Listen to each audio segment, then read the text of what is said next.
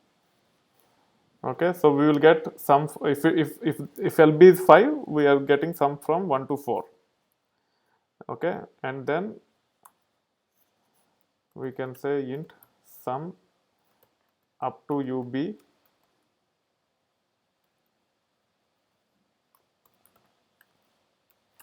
equal to sum of integers UB.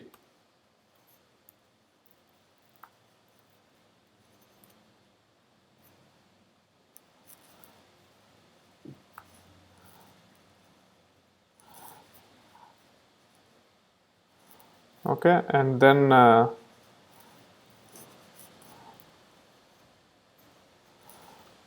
we can actually say, actually we can delete this result variable completely and then say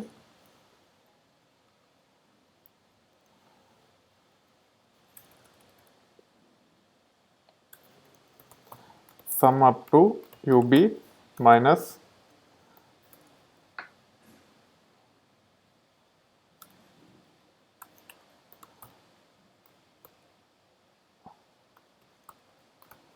sum up to LB. Okay, now we have to invoke this as part of the main function. So let me copy this one.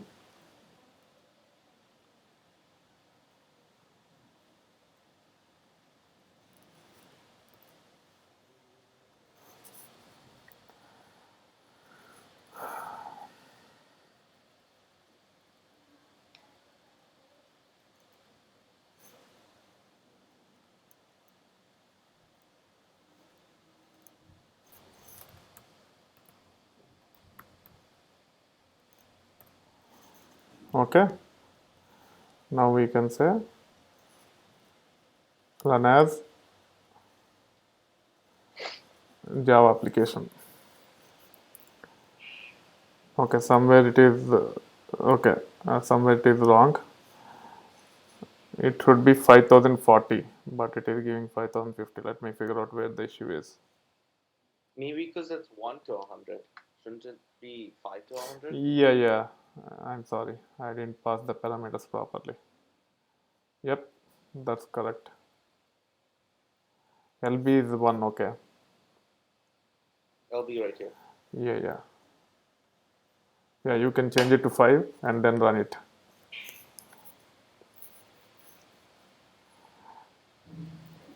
Yeah. So that is how you should write the program, and the difference is if you use iteration from 1 to 100 or 5 to 100, you have to perform 96 operations because there are 96 numbers which you are trying to add. Similarly, if you want to compute sum from 5 to 1000, you have to perform 996 operations. Whereas with the formula, if you scroll down to sum of range of integers, so with this formula you perform only 14 to 16 operations irrespective of the range of numbers. So the performance will be much better even using common sense. You don't need to understand how the program execute under the hood. By using common sense itself, you can say that using formula is a better option than iterating through the numbers. Okay, so this is how you can think about multiple solutions for a given problem, and you should use the whatever you think is the right effective solution from the aspect of the performance, not from the aspect of the ease of implementation. And also I have covered a bit on how to modularize the code effectively. Okay, here we have built a sum of integers, which is the building block to come with sum of range of integers. Okay, so that being said, let me see what we should cover now. And also I have given another exercise, right? What is the another exercise? I think I asked you to validate if the parameters are positive or not. It should be only positive integers. Yeah. No, I didn't understand this one. Okay, so what you need to do in this case is in this program, if or even before passing the parameters, what you need to do is if the lower bound and upper bound are negative numbers. If they are negative numbers, you just print that uh, the program is primarily to compute the range sum of range in positive numbers, but you have passed negative numbers. Hence, we are not going to uh, process or we are not going to compute the sum. That's what you have to say. You just have to use if condition to raise this to give a message whoever try to run the program saying that you are passing invalid values or something. Mhm. Does that make sense? Yeah. Yeah. So you can give it thought about it, and we will see tomorrow. Okay. For now, we'll wrap up either tomorrow or day after tomorrow, whenever we meet next time. For now, Day after tomorrow would be good. yeah. Let's talk about recursion, and for that also we'll develop another program and try to understand the purpose of recursion, and then we will also see uh, arrays today.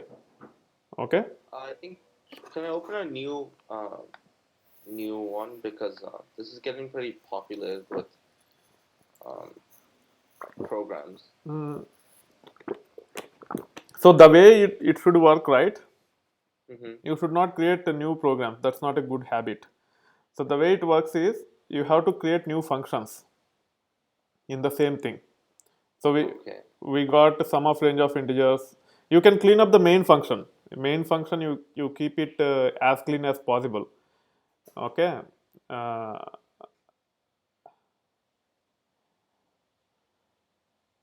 so it should not be very cluttered. Don't worry too much about it.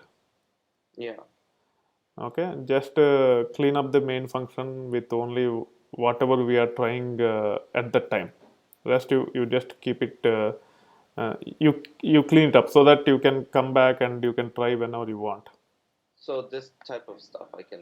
Yeah, you can remove. You can remove everything from the main function. Now we have the logic for sum of integers, sum of range of integers. So you can clean up everything in the main function. Okay. Let me see. Um, this one's gone. This one's fine. Yeah. Um, actually, let me. Um, okay. Swapping integers. Do we need any of this? Uh, Or I don't think so. You can. I think you got the logic about how to swap the numbers, right? You got the logic about increments and decrements. If you don't, then for your reference, you can keep it. Um, Otherwise, you can delete it. yeah, I think for my reference I'll keep it. But then what should I label it as? Yeah, that's fine. Then to avoid the confusion, let's create another program. Okay. For now, and then you can organize that a bit later.